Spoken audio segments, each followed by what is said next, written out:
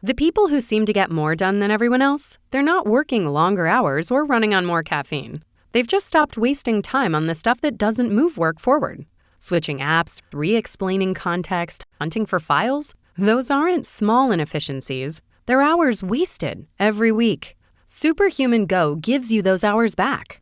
From the makers of Grammarly, Go is an AI chat that sits inside every tab and tool you already use. Always available and ready to help you with what you're working on. Ask it to draft something, summarize a long thread, pull up a file, or prep you for a meeting.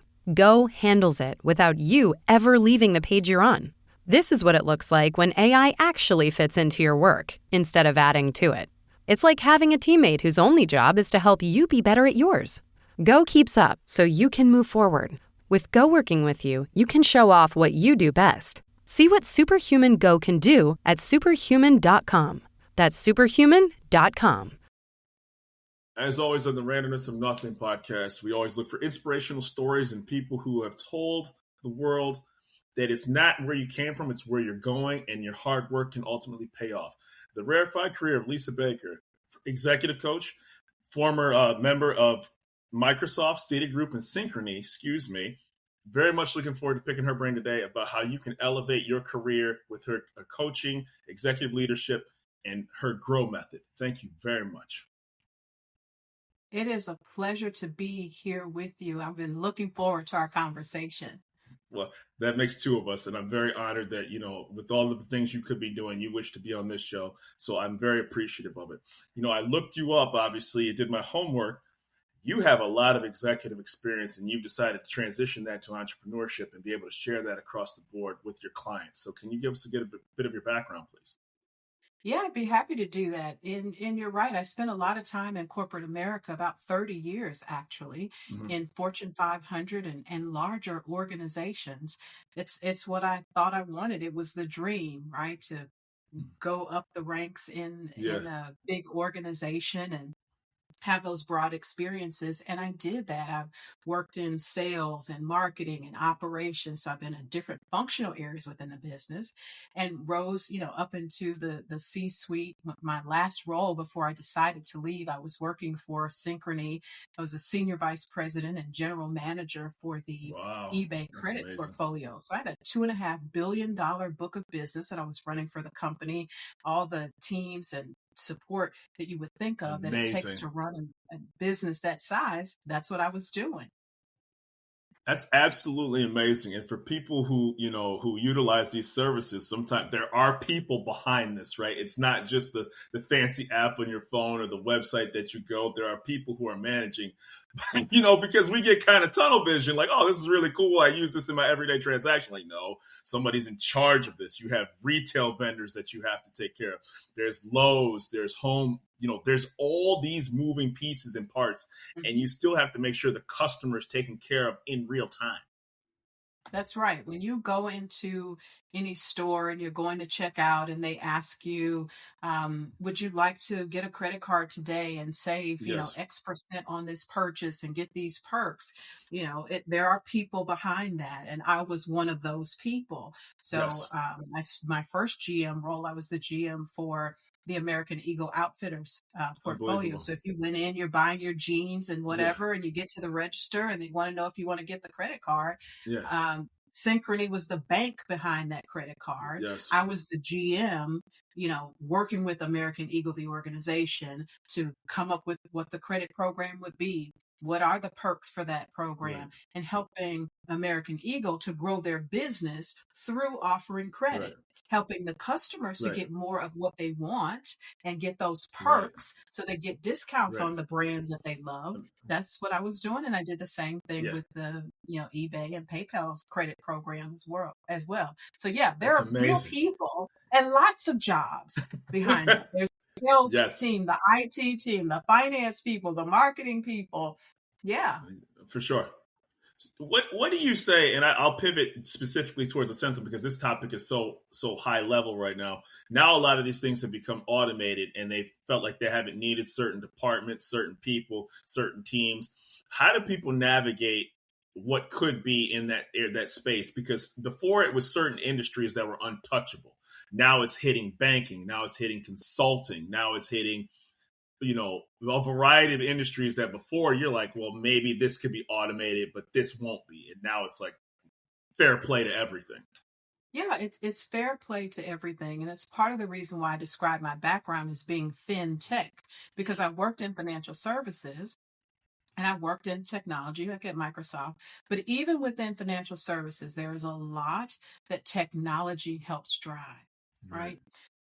There's not an individual sitting and evaluating your credit application when you apply at that store. Without question. There's technology behind the scenes that's running that. Now, occasionally we may need to send it to a person to review, but in general, you get that rapid response because there's technology behind it. Without question. And so people, they may be afraid, right? It's going to take our jobs. We're going to lose this or lose that. But I would also think about what you gain, right? Not just focus on what the loss is, because while, yes, it's true, some jobs that a person used to hold no longer exist, and some won't exist in the future because of technology and the advancements there. But there'll be many more jobs that will be created that don't exist today. Because we're not even sure we need them yet. Correct. And we won't know that until the technology gets where it needs to be. So the key, I think, for any leader, whether you're working inside a corporation or whether you choose the path that I did to become an entrepreneur, the real key is to think about not what's now, but what's next, what's coming, what is the future, and start preparing for that future now. It's funny you say that. And to be a continuous learner. It's funny. I literally thought that was like, so I apologize. I think you hit the nail on the head, because companies always plan by, year, 5-year, 10-year. People think in the moment, right? So the business itself. So if you start structuring your mind, like what is going to be taking place in the next 2 to 3 to 5 years, instead of that transaction of week to week, you're going to benefit greatly, because you're going to sit back and say, okay, it's trending towards this direction. Where are my skills matching with where this is trending to? Yeah, absolutely. And thinking about what you really want as well. Right. Because just because something is a trend doesn't mean it's for you. Absolutely. No question. And so it's, I think what you're doing, a $2.5 billion portfolio. You have an executive career. By all accounts, you're very successful. Like, but privately, obviously, there was an itch that needed to be scratched, so to speak, right? We were like, nah, you know what? There's more to what I can do. So where was that moment where on paper, was there a little insanity involved? Was there a little bit of self-doubt? Like, where was that moment where you're like, I'm going to branch out on my own? Yeah, it didn't come all at once. Honestly, I lived my life like many people do, following what we think we should, right? Whether it's our parents, the world told us, you should do this. You should get the degree. You should get this type of job. You should earn this amount of money. You should aspire to these things. And so I was doing what I thought I should. And not all shoulds are bad, but what I would tell you is that every should has an author, and that author isn't you. Should is always someone else's agenda for your life. No question. So many of us are following that should script, and it's not all bad, right? I had a great career by doing what I thought I should. But what happened is we come to a point where, or I came to a point, let me not put everybody in my situation, but I came to a point, I got to that high rank. Like you said, I'm running a $2.5 billion business. I could have gone even higher in the organization. And by the way, I was already the highest ranked Black female in the business. And I got there and I thought, is this it? It's like Jordan when he won his first championship, right? Is this what I spent 30 years working toward? Is this what following those shoulds gets you? And it was good. I was working in a great organization. I had an excellent team. I was very successful. I had an award-winning team, all good things, but it didn't feel like I thought it would. And I had to ask myself, was it worth the sacrifices that I had to make along the way? Was it worth all those microaggressions I had to endure? Was it worth the self-doubt? Because I'm constantly, Do I fit? Do I belong Yeah. here? Are they going to think I Yeah. didn't get here on my Right. own merit? Was it worth that? Right. Yeah. And And that for me was the that's point. amazing. Well, and I hear so many people that have branched out on their own, and there's levels, right? And it's funny you say you should, right? Because I think that you're programmed early and you don't even know it, right? It doesn't even click in your brain that you're actually like following the script, so to speak, right? And at some point you do need to follow the script just to get a building block, right? But it's always beautiful when people find out at that moment where they're like, "Nah, I'm good." And at that age or that time, it seems weird. Why would you? Because you're kind of on an island, right? There's not a lot of Yeah, peers around you that you can really lean on that are thinking like the same way you do, right? But then when you start actually having those emotions, or you have private conversations with trusted people, oh gosh, I wish I would just had the nerve or the guts, or I've always wanted to pursue this, but I didn't know how it'd work out. And you're like, more people feel mhm, like that than you think they do. absolutely. And one of the things that I share with people is if you continue to live by should, your life will end with I should have. Oh, no question. I should No have followed question. my dream. Mhm. I should have Yeah. taken the chance. Yeah. Yeah. I should Yeah. have, right? And again, not it can lead you to some great places. I was very successful, as you said, by any measure. The title, the salary, all the things were there that said I was successful. And I was, and I am, but it didn't feel like I thought it would because it no longer fit me. Yeah. Right. So we have to think about as we're pursuing those goals, who are we becoming in the process? Right. And, Is it the and person you two, want to be? right. And, and we'll get into the details of Ascentim and your onboarding and the process and the building of it. But just briefly, it also becomes the point where you're following the script. Like maybe you want to do certain things, but it becomes there's levels of what you have to do to get things approved, make a change. And so, even at those positions, you still have to go through boards and it still has to get approval. And you're like, okay, there's enough levels and layers that's not it's going to take too much time. I want to move a little quicker. Right. So Yeah. when you're building your consulting firm, and this, I'd love to get in the details and nuts and bolts of it. What does it accomplish? What's it like? And this is your platform to speak on it. Yeah, this Ascentum is my passion project. It aligns squarely in my area of greatness.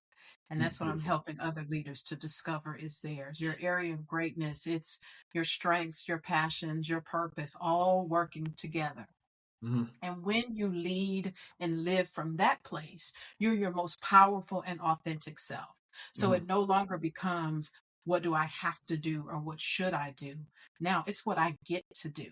So I Beautiful. get to work with successful leaders Mm-hmm. to help them move beyond the shoulds and the success that has defined them Mm-hmm. so that they discover or rediscover, in some cases, their greatness, then they can lead boldly and live fully from that on purpose. Mm-hmm. That's what I get to Yeah. do every day. And I do that with individual Right. leaders, but I also do it with their teams because teams have an area of greatness too. Without question. Without And so question. if you want to have high And I performing think that teams, no, go ahead. no, go ahead. I'm sorry. I said you I want to just have thought high about performing because teams and culture that's a yeah. culture of performance, but where people are thriving in it. It Right. is deciding what the area of greatness is for the company, for the leader, for the team, and having everybody operating from that space. That means everybody is leading from a place that is their strength, that they love what they're doing, and it means something to Mm-hmm. them because that's the key. A lot of times you can achieve something that is very successful, but does it mean anything? Is it worth it? Is it creating the legacy, making the Right. impact you want to have? Right. And I think too often sometimes the people don't see the goal that's accomplished as something that they're actually have a vested interest in, or, yeah, they'll accomplish it, but I'm not necessarily compensated for it. I'm just along for the ride, so to speak. Right. Or my voice doesn't matter. Where when you give that personalized coaching and you give that insight, I can speak up because sometimes inside of an organization, so to speak, you kind of just say, well, you guys are going to do that anyway. I'm just going to sit in the corner and then, I'll. The most effective people at work aren't working harder than everyone else. They're working smarter inside better systems. Superhuman Go, from the makers of Grammarly, is the AI chat that works inside every tool you already use. Always ready and already aware of what you're working on. It's a teammate whose only job is to help you be better at yours.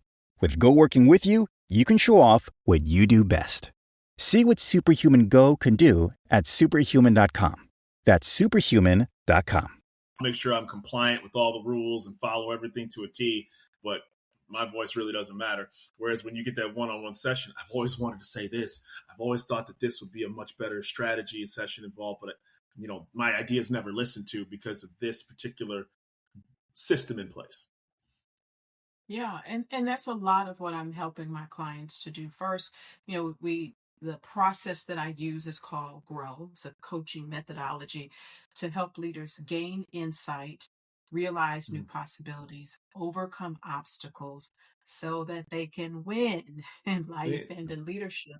And that first step is really gaining insight. It's getting clear about who you are, what you value, what you really want. In some cases, it speaks to exactly what you were just saying. It's giving people permission to use their voice. Get clear about what you want to say and say it. Yeah, it becomes funny, right? Because, they tell everybody to talk until people actually start talking, right? It's kind of, isn't that weird how that works itself out?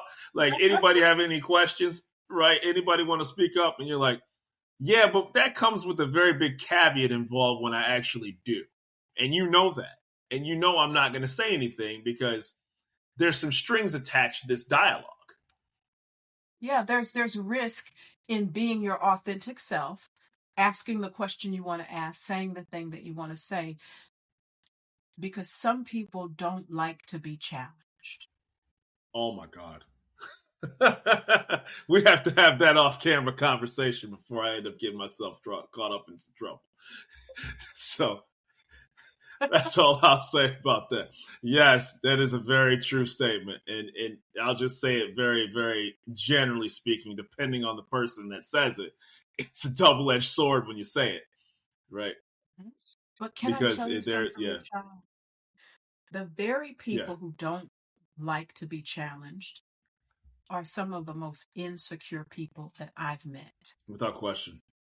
Absolutely. Because when you are confident in who you are, your perspective, even if it's just your opinion, but you're confident in it, you invite challenge. If you're a learner, you want to grow, you invite the conversation, the debate even sometimes. It's not to say that you'll change your mind on everything, but you might. Right. You're willing to have the conversation, to share your perspective, to hear other perspectives when you know who you are. Right. I always look at that funny scene from, not funny because it was a great movie, The Last King of Scotland, when, Forrest Whitaker was like, but you did not convince me. Right. And it was like, I always thought of how powerful he said that. Right. Obviously I'm not advocating for Idi Amin on any level, but that scene, let's be clear. Right. Yeah. Yes, right. But he told him, he's like, I told you, but you did not convince me. And it's like, wow, that really stood out. You need to be firm in your convictions regardless of who you're talking to.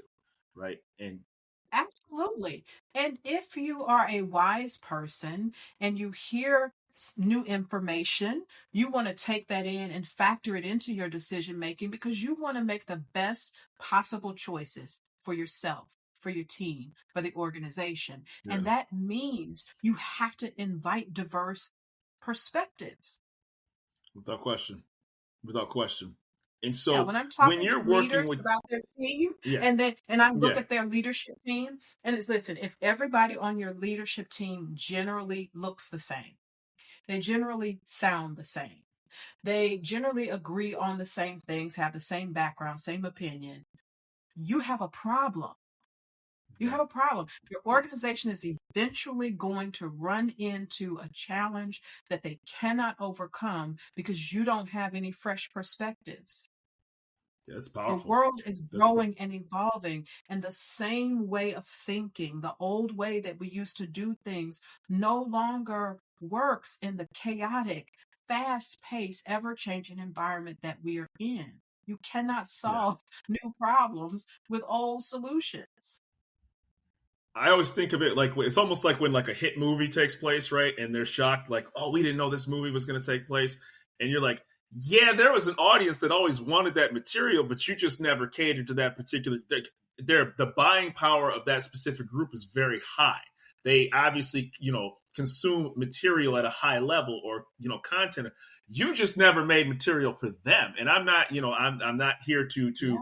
choose. But again, if you never had that voice in the room that's like, hey man, that's why Tyler Perry's films were so successful, right? Because he was like, hey, regardless of whatever you think of the guy, he had an audience that was craving that particular level of content, and then it turned into a juggernaut, so to speak.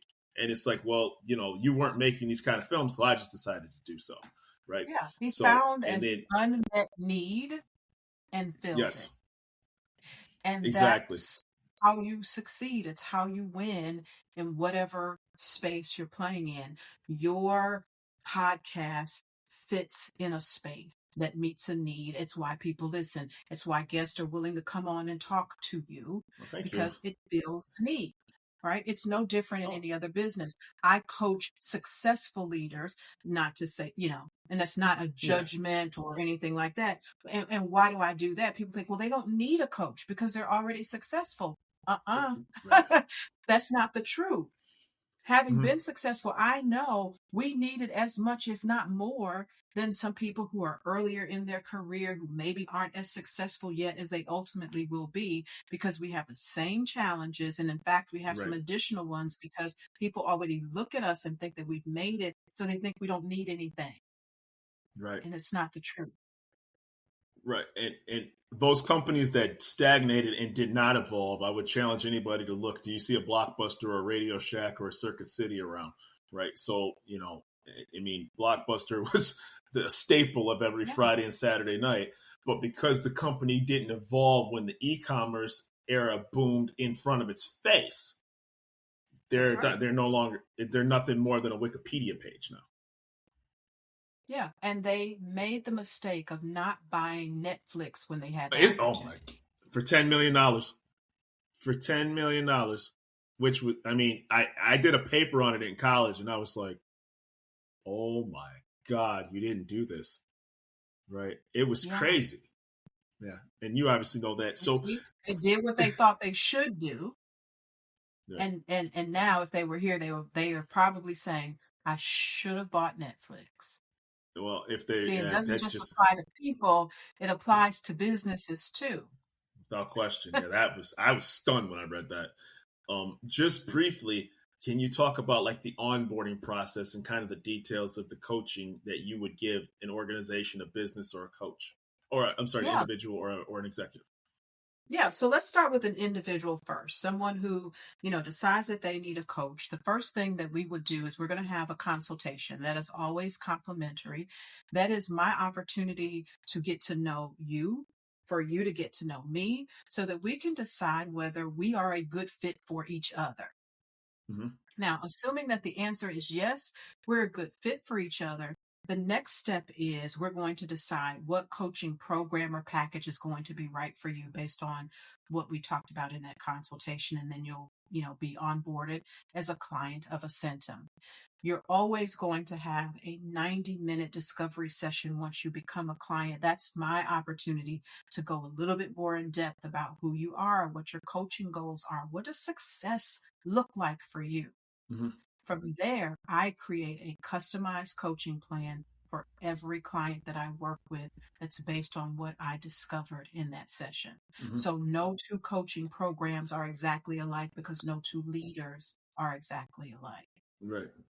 Beautiful. And then we begin to have your coaching sessions. And inevitably, what happens when I'm working with a leader is that somewhere along the way, it's usually maybe around that third or fourth session where it takes a turn.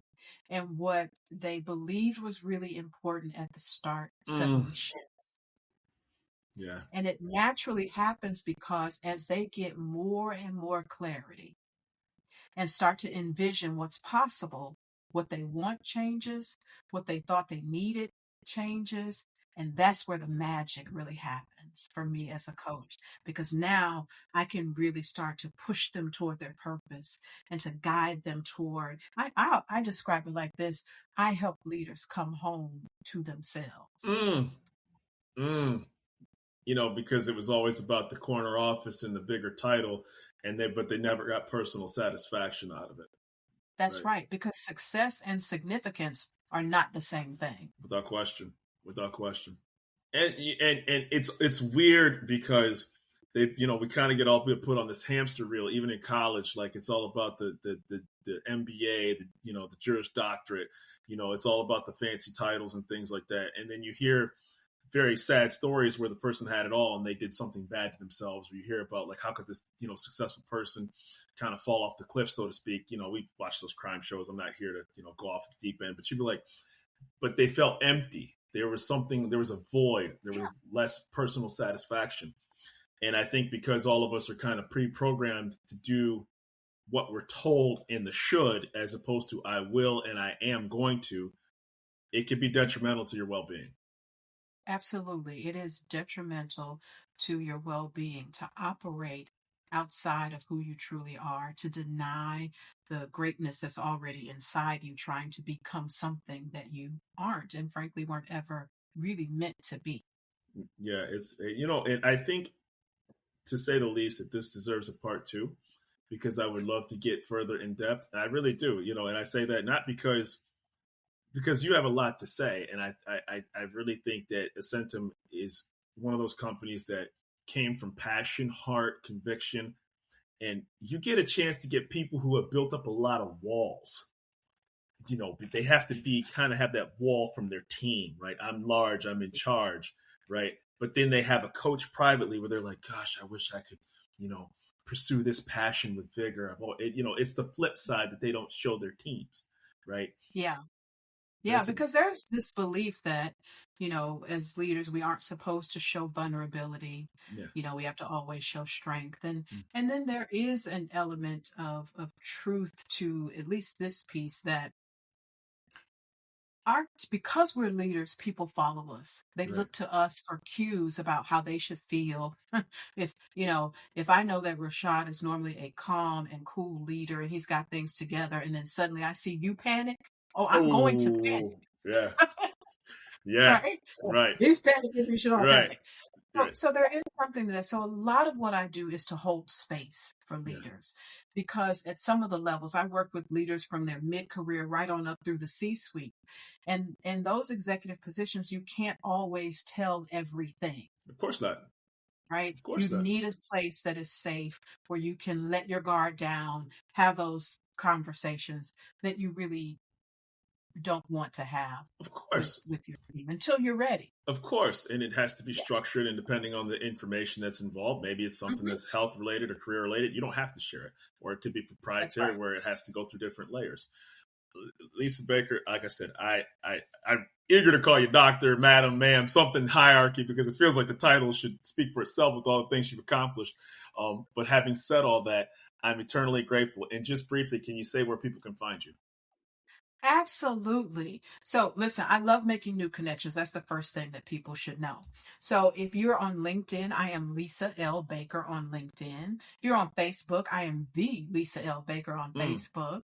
That you can find me in those places. You can also visit my website, leadboldlywithlisa.com, to learn more about just some of the things that we've been talking about here, in terms of shedding those shoulds and becoming who you really want to be, so that how you're leading and living aligns with the impact that you're here to create. In the brief time that we've talked, you've already changed my mindset, and I'm very much looking forward to having that follow-up call with you, because, it's how ultimately you are in the driver's seat of your own destiny. So I want to thank you profusely for your time on this show. You are very welcome, and I am here for part 2 whenever you're ready. I very much appreciate it. Have a wonderful day. You too.